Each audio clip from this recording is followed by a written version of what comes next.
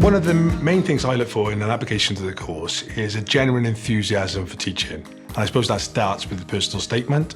And the personal statement is your opportunity to shine and show that enthusiasm for teaching. The main three things that I would like to see in a personal statement is an understanding of what the profession is, and then an understanding of what our course is and what it entails. And the final thing is just a showcasing of the qualities that are needed to do the job.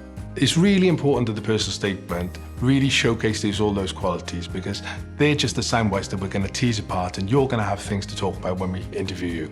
So some simple tips for writing a personal statement really in general is make sure you plan thoroughly in advance, whether that's bullet points of what you're going to include or just have some sort of rough structure to follow. Secondly, make sure you give yourself plenty of time, so that if you're writing it and you need to include more things as time goes on, you've got the time to include that.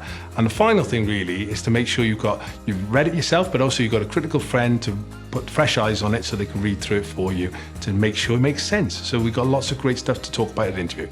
If you're unsure how to begin your personal statement, please come along and visit us at one of our open days. There you get the opportunity to meet one of the course team who can give you some advice.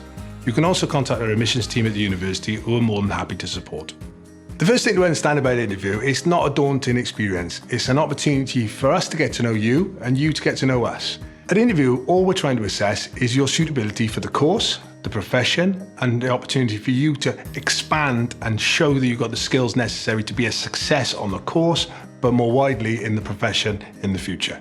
When it comes to interview, it's a very informal process. You'll meet some members of the course team, some of the lecturers you will have. Then it's into the discussion and the interview part, but again, it's an informal interview. The first question is, why do you want to be a teacher? That's the starting point for the discussion. Following on that, there might be further questions. What do you know about the new curriculum forms in Wales? But again, those are just the starting points, and then the discussion opens up and you sell yourself.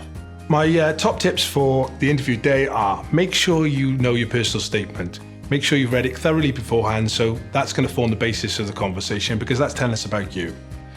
Make sure you've rehearsed some answers. We know what some of the questions would be. Practice them prior to coming. And then when you arrive, be calm, be confident, and the most important thing, smile.